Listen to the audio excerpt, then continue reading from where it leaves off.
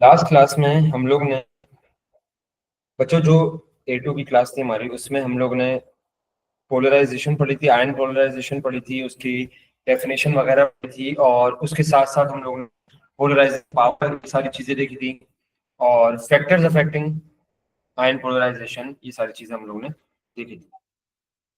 इसके साथ साथ बच्चों, जो आज हमारे पास टॉपिक आ रहा है, उसका नाम है thermal stability of group 2 metal carbonates and metal nitrates. ठीक है भाई। सबसे पहले हम लोग बात कर लेते हैं बच्चों ग्रुप 2 के मेटल कार्बोनेट्स की। तो हमारे पास है ग्रुप 2 मेटल कार्बोनेट्स।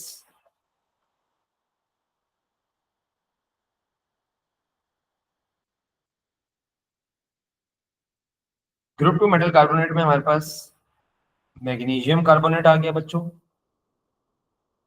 आप लोग ने ओ लेवल्स के अंदर एक, खैर ओ लेवल्स का ही रिएक्शन है, जिसमें हम लोग कार्बोनेट्स को ब्रेक डाउन करते थे बच्चों। तो कार्बोनेट्स को जब भी आप लोग ब्रेक डाउन करते थे तो आपको देता था मैग्नीशियम ऑक्साइड देता था और कार्बन डाइऑक्साइड देता था, मेटल ऑक्साइड और कार्बन डाइऑक्साइड देता था।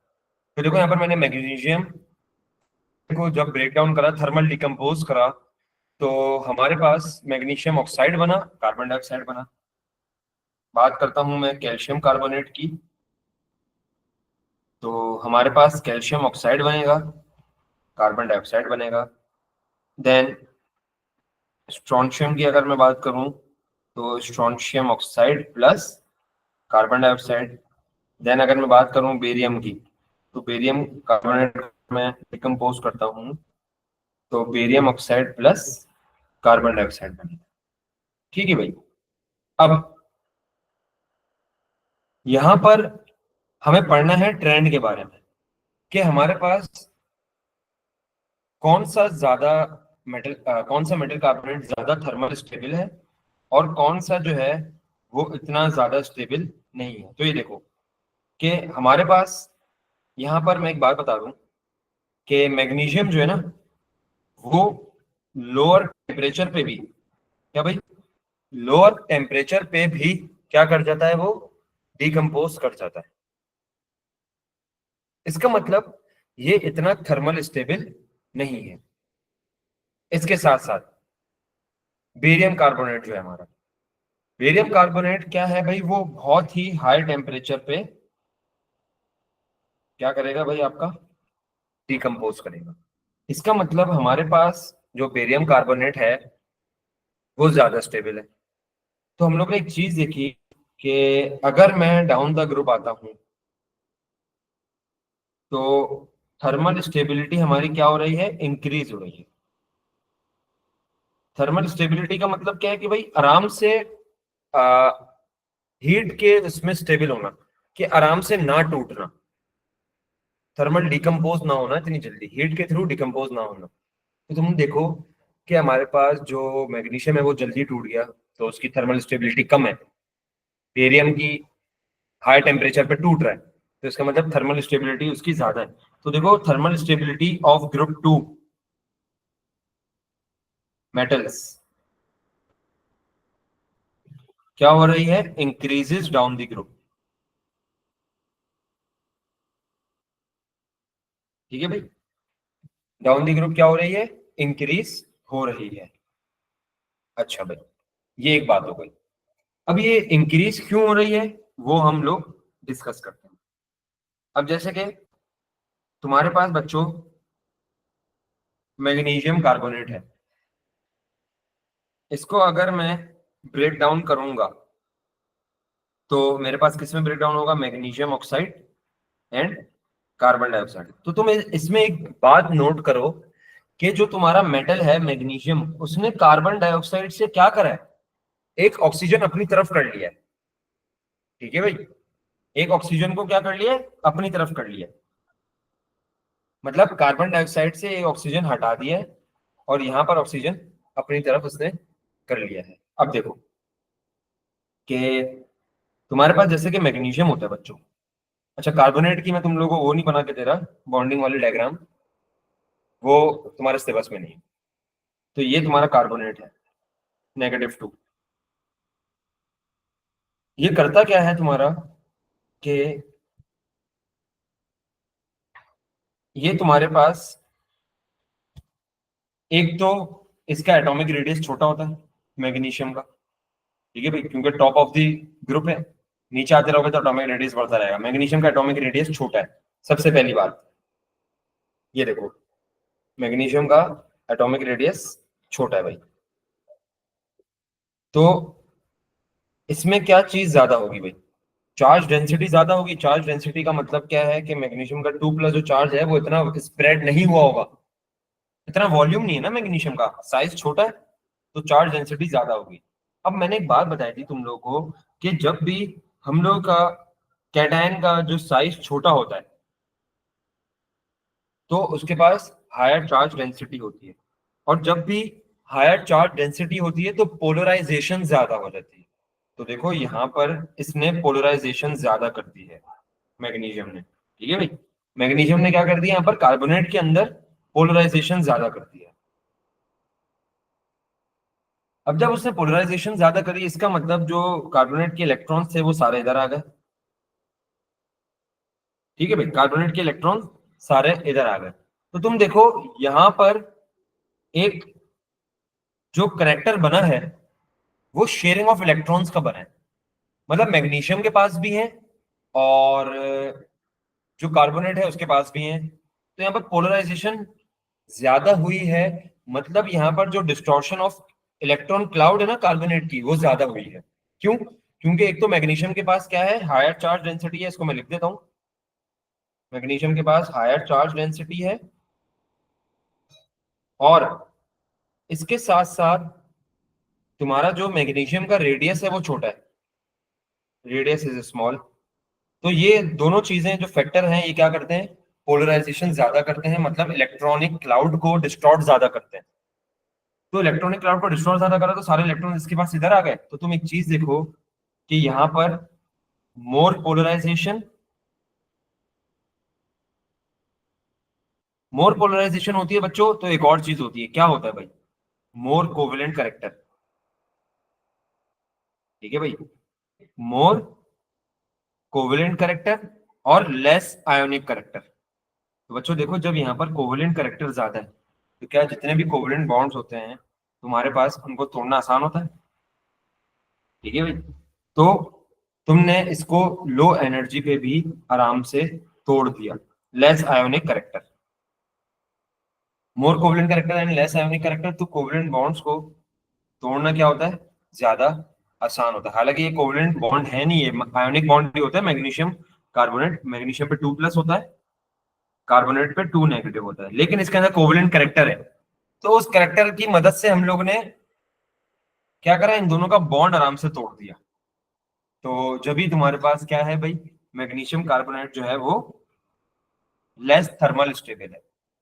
इसके साथ साथ अगर मैं आगे बढ़ता हूँ तो तुम्हारे पास दूसरी चीज क्या है, बेरियम 2+ एंड कार्बोनेट 2-। सबसे पहली बात, बेरियम का एक तो रेडियस ज्यादा है, तो तुम्हारे पास इसकी जो चार्ज डेंसिटी होगी वो डिवाइड हो जाएगी। वॉल्यूम ज्यादा है तो मतलब चार्ज डेंसिटी तुम्हारे पास क्या हो गई, कम हो गई।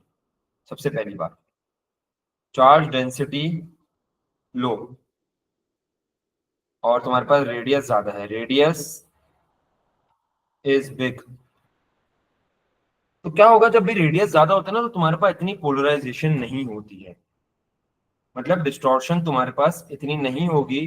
तुम्हारे पास एक वीक डिस्टॉर्शन होगी, इतनी एक स्ट्रॉन्ग डिस्टॉर्शन नहीं होगी, जिसकी वजह से तुम्हारे पास जो, मैं लिख देता हूं यहाँ पर के लेस पोलराइजेशन। पोलराइजेशन का मतलब ही बच्चों वो होता है, आयन पोलराइजेशन का मतलब ही डिस्टॉर्शन होता है, लेस पोलराइजेशन। इसके साथ साथ जब लेस पोलराइजेशन होगी बच्चों, तो याद रखना इतने ज्यादा इलेक्ट्रॉन शेयर नहीं हुए अभी फिलहाल कार्बोनेट के पास ही है। ठीक है भाई, तो लेस कोवेलेंट करेक्टर, अभी फिलहाल शेयरिंग पे नहीं है ना, तो लेस कोवेलेंट करेक्टर और मोर आयोनिक करेक्टर, मोर आयोनिक करेक्टर। तो तुम्हें एक बात पता है कि भाई अगर हमारे पास आयोनिक करेक्टर ज्यादा होगा तो आयोनिक बॉन्ड्स क्या होते हैं भाई, स्ट्रॉन्गर बॉन्ड्स होते हैं, तो इनको तोड़ना हमारे पास थोड़ा सा मुश्किल हो जाता है, मतलब ज्यादा एनर्जी पे हम लोग इनको तोड़ सकते हैं। ठीक है बच्चों, तो ये एक हमारे पास कॉन्सेप्ट था। मुझे 1 मिनट दो, मैं लैपटॉप चार्ज पे लगा लूँ बच्चों।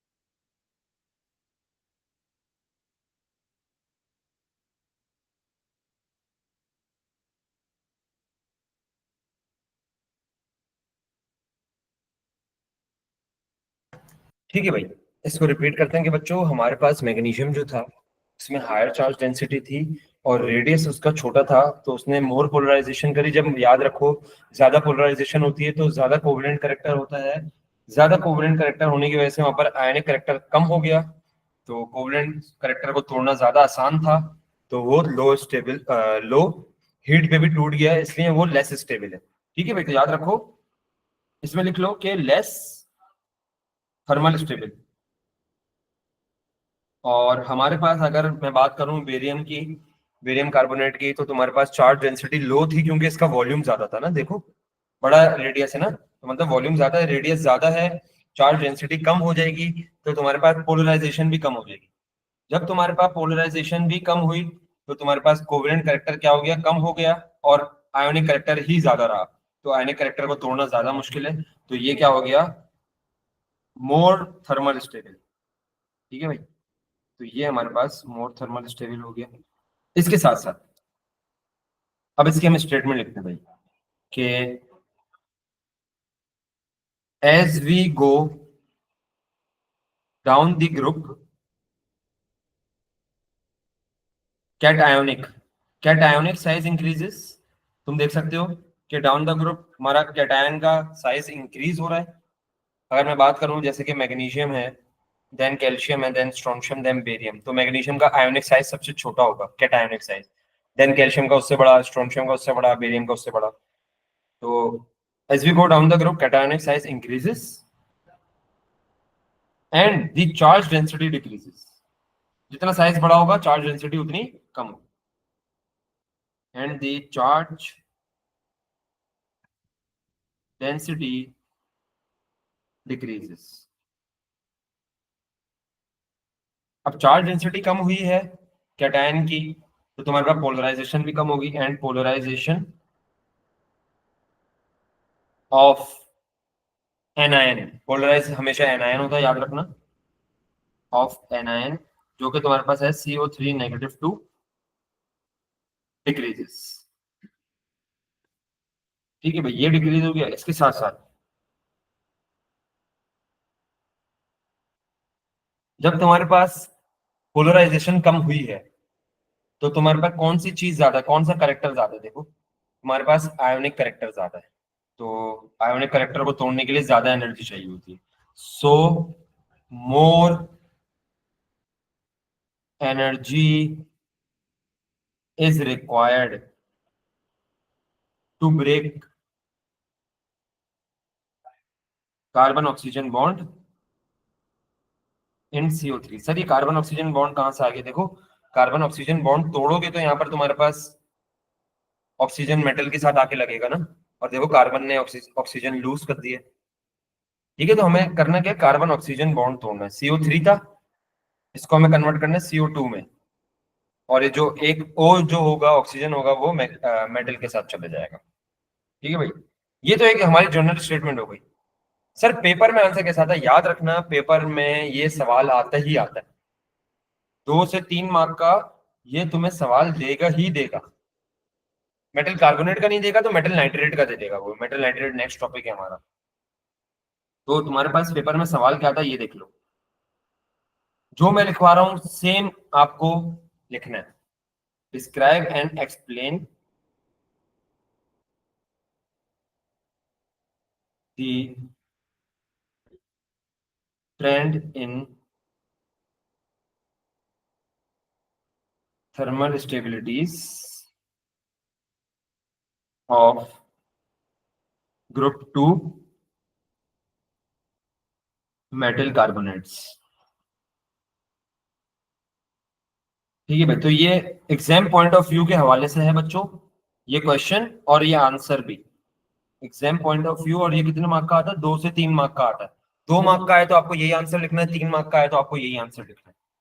तो इसमें लिखोगे डाउन द ग्रुप 2। अच्छा, ग्रुप 2 को ज्यादातर पूछता है।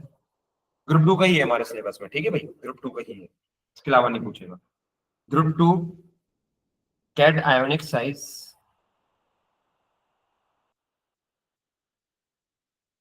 increases which decreases the charge density।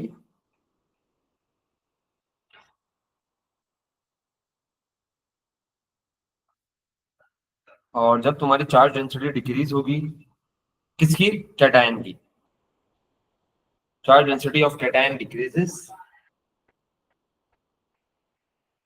So polarisation of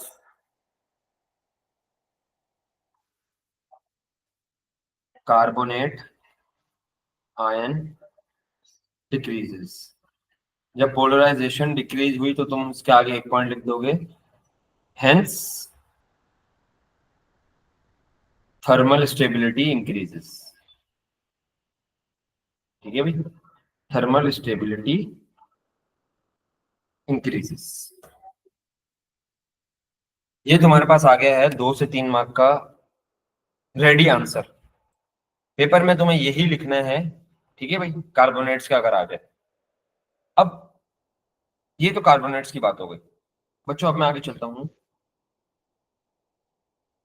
दूसरा ट्रेंड जो है ना हमारे पास सिलेबस में, वो है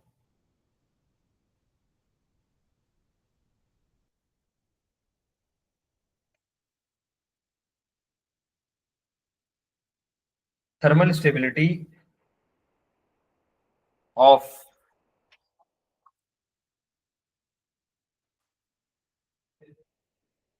ग्रुप 2 नाइट्रेट्स। अच्छा भाई, हमारे पास ग्रुप 2 के नाइट्रेट्स ये होते हैं भाई, मैग्नीशियम नाइट्रेट MgNO3 2, और दूसरा तुम्हारे पास है बेरियम नाइट्रेट, तीसरा स्ट्रोंशियम नाइट्रेट, और फोर्थ तुम्हारे पास है बेरियम नाइट्रेट। बच्चों एक बात याद रखो, तुम्हारे पास जो thermal stability of group 2 nitrate है ना, it is the same age group 2 carbonate. मतलब इसका जो ट्रेंड है वो सेम है। मतलब डाउन द ग्रुप तुम्हारे पास thermal stability of group 2 nitrate वो भी बढ़ेगी। लेकिन इक्वेशंस को मैं कंप्लीट करता हूँ कि जब भी तुम नाइट्रेट्स को डिकम्पोज करते हो तो तुम्हारे पास एक मेटल ऑक्साइड बनता है, इसके साथ साथ तुम्हारे पास ऑक्सीजन बनती है, और उसके बाद साथ साथ तुम्हारे पास नाइट्रोजन डाइऑक्साइड बनती है। इसको अगर बैलेंस कर लें हम तो टू बोल रहा हूँ, हाफ एंड टू, इन सबको कंप्लीट करते हैं हम तो यहाँ पर बनेगा barium oxide plus half oxygen plus 2NO2। फिर यहाँ बनेगा strontium oxide plus half oxygen plus 2NO2। और एक मिनट,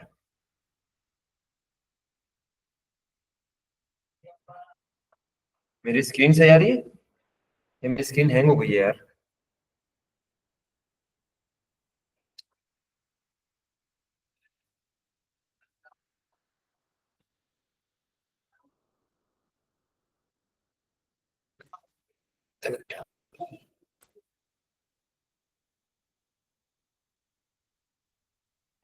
आई होप ये अब सही हो जाए। हाँ, अब बेहतर हो गई। ठीक है भाई, तो ये बन जाएगा हमारा। और फोर्थ हमारा जो है barium oxide plus half oxygen plus 2NO2, ये बन जाएगा। ठीक है भाई। अब हमारे पास जो मैग्नीशियम ऑक्साइड है वो मैंने तुम्हें बताया कि भाई सेम ट्रेंड है, तो ये लो टेम्परेचर पे भी डिकम्पोज हो जाएगा। और बेरियम जो है ना वो हाई टेम्परेचर पे डिकम्पोज होगा। मैग्नीशियम नाइट्रेट जो है वो लो टेम्परेचर पे डिकम्पोज होगा, बेरियम नाइट्रेट जो है वो हाई टेम्परेचर पे डिकम्पोज होगा। इसका मतलब हम लोगों को एक और बात पता चली कि नाइट्रेट्स के ग्रुप 2 के नाइट्रेट्स के अंदर भी हमारे पास क्या है भाई, thermal stability down the group बढ़ रही है। थर्मल स्टेबिलिटी इंक्रीजेस, मतलब क्योंकि मुझे किसी चीज को तोड़ने के लिए ज्यादा टेम्परेचर चाहिए, इसका मतलब क्या है, उसकी थर्मल स्टेबिलिटी बढ़ रही है। तो अब देखो तुम्हारे पास इसका क्वेश्चन कैसे आएगा। डिस्क्राइब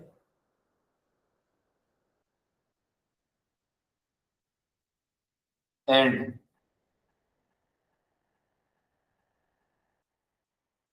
एक्सप्लेन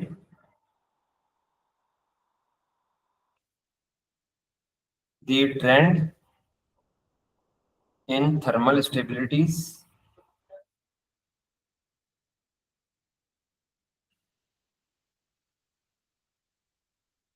ऑफ ग्रुप 2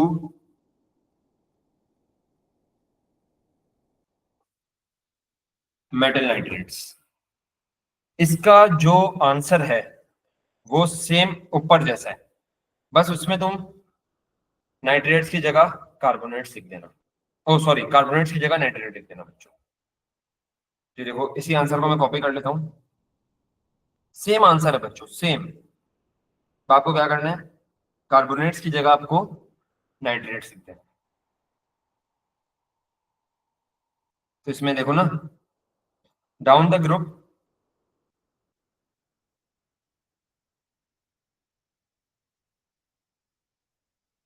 एक मिनट जो ये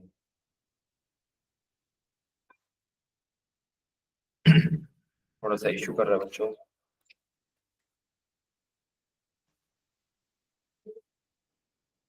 तो देखो down the group 2 cationic size increases which decreases the charge density of cation, so polarization of carbonate नहीं होगा यहाँ पर, so polarization of nitrate ion, क्या लिखोगे, so polarization of nitrate ion decreases, hence the thermal stability increases। ये same इसका answer आप लोगों को ऐसे लिखना है बच्चों। ठीक है भाई, ये दो आंसर्स हैं। तो आज की क्लास बच्चों A2 की हमारी थोड़ी सी छोटी है, तो यहाँ तक ही रखते हैं आज। इंशाल्लाह फिर हम लोग आगे बढ़ेंगे। ठीक है भाई, नेक्स्ट हमारे पास जो टॉपिक है वो सोल्यूशन वगैरह है, वो इंशाल्लाह हम लोग नेक्स्ट क्लास में पढ़ेंगे।